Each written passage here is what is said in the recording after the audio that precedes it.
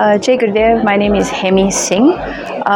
So I read my Guru and I about a month ago, and I read it because I was interested to find out more about Guruji Vishwananda. Swami Paranthapa has had an extraordinary journey with Guruji Vishwananda, and there's so much to learn from that journey. Mainly, I would say what one can learn is the importance of a guru finding you and helping you on your journey in spirituality, because we're all on some sort of journey, some sort of spiritual journey, and the guru can make the difference in really lighting that path for you. Once you get the book in your hands, I feel the book doesn't want to let you go. It's such a page turner that you want to find out more and more and more. It's almost as if you're reading a fiction book, but the way the book is structured, the flow of it, you're like on an adventure with the author, with Swamiji. You're going through his childhood, you're going through his experiences, going through his thought processes.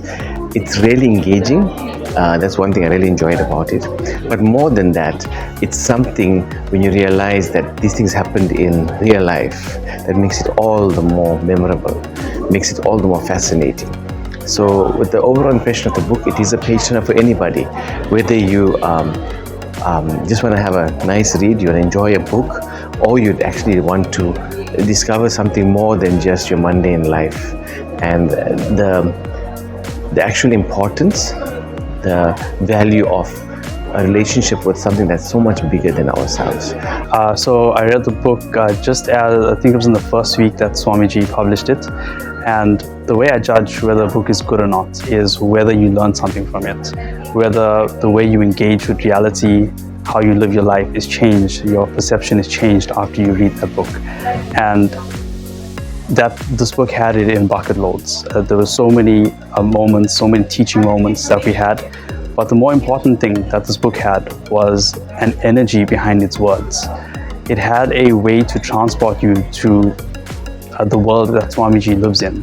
And it's just like those childhood movies that you can go to over and over again and watch repeatedly, even though you know what happens. You go there for the energy, you go there for the place that it's set in. And this book definitely had a transportative energy about it. There's so many extraordinary experiences that Swamiji experienced, but I would say what stood out for me most was his experiences with Hanumanji, where he didn't even know it was Hanumanji that came to him twice.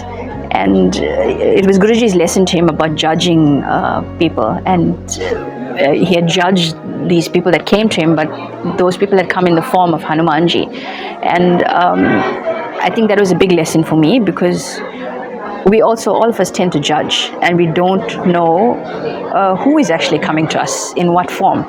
So it teaches you respect for everybody, because inside everybody, Lord Narayan, Krishna, God, however you refer to him, lives in each person. So to respect everybody.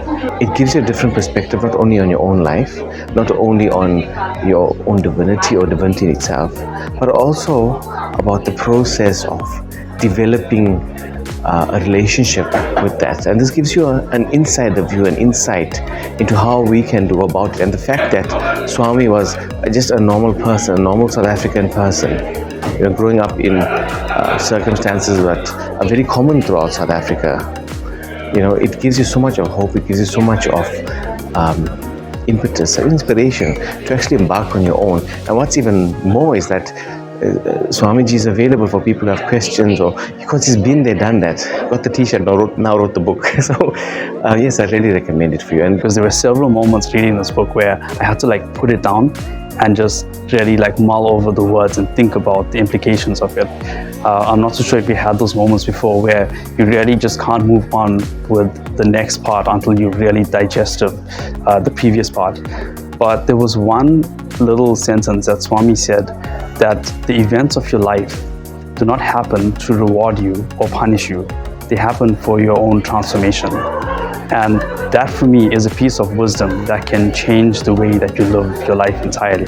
It can change the way that you perceive reality. and it can literally change the way that you suffer and how you choose to do those kind of things. And it was literally one sentence. And this book had, like I said previously, it had so many moments like this where you could become a different person from the start of the book to the end of the book, and for the better as well.